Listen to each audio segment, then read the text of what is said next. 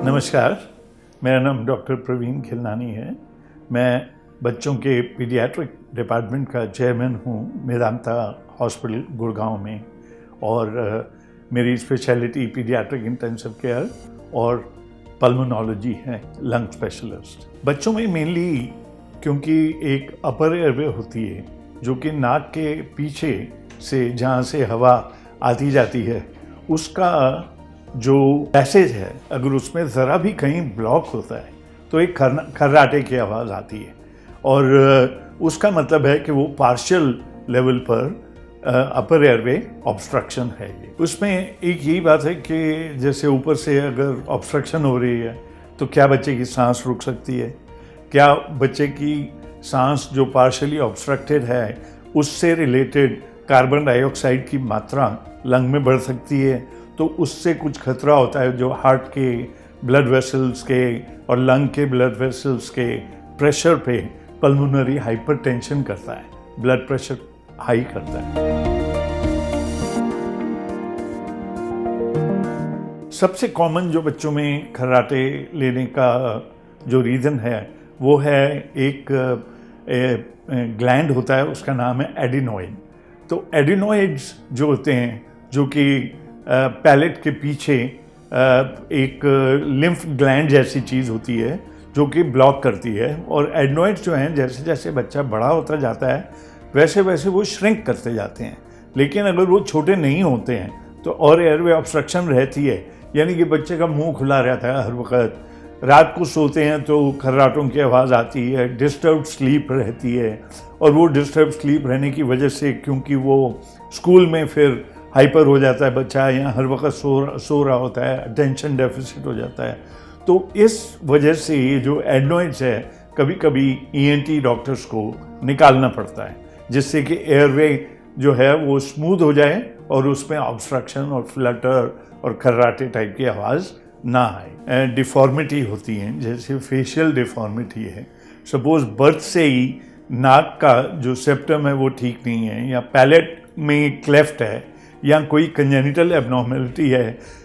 जिसकी वजह से एयरवे नॉर्मल नहीं है, उस वजह से भी हो जाता है। लेकिन वो फेशियल डिफॉर्मिटी में पता चल जाता है, वो देखने से कि फेस एबनॉर्मल है। क्लिपल फील्ड डिफॉर्मिटी होती है, कुछ डिफॉर्मिटीज़ हैं जिसमें माइक्रोग्नेथिया होता है, यानी मैंडिबल जो होता है वो छोटा होता है, जो जॉ होता है वो छोटा होता है, या मुंह ही इतना बड़ा नहीं होता कि जिसमें वो अंदर स्ट्रक्चर्स नॉर्मल हों, तो इस वजह से भी अपर एयरवे ऑब्स्ट्रक्शन हो सकती है।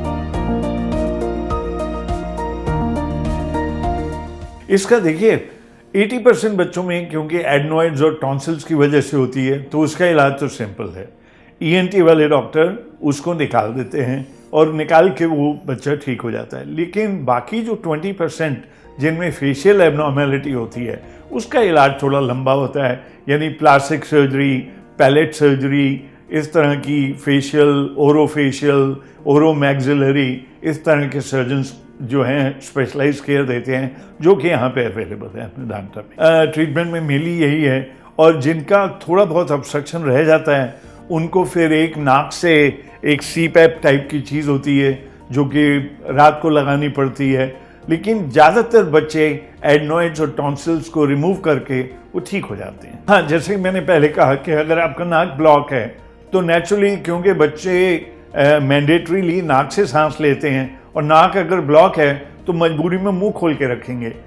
ऐसे करके मुंह से सांस लेते हैं वो बच्चे। और मुंह से सांस लेने वाले बच्चे भी जो भी रात को सोएंगे तो वो सबसे पहला सिम्टम ही ऐसा होता है कि खर्राटे मारता है बच्चा।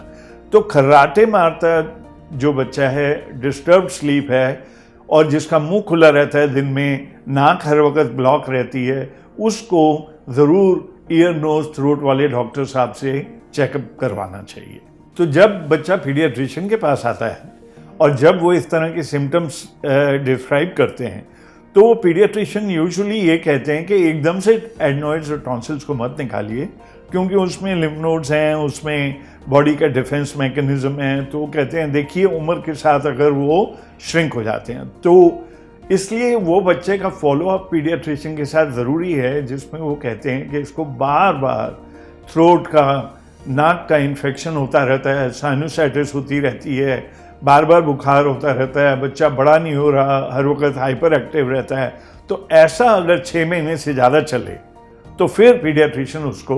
ईएनटी में रेफ़र करते हैं, जिसमें वो लोग फिर एक्सरे करवाते हैं, सीटी स्कैन देखते हैं, एडनॉइड्स का साइज़ अगर बड़ा है तो फिर वो सर्जरी रेकमेंड करते हैं।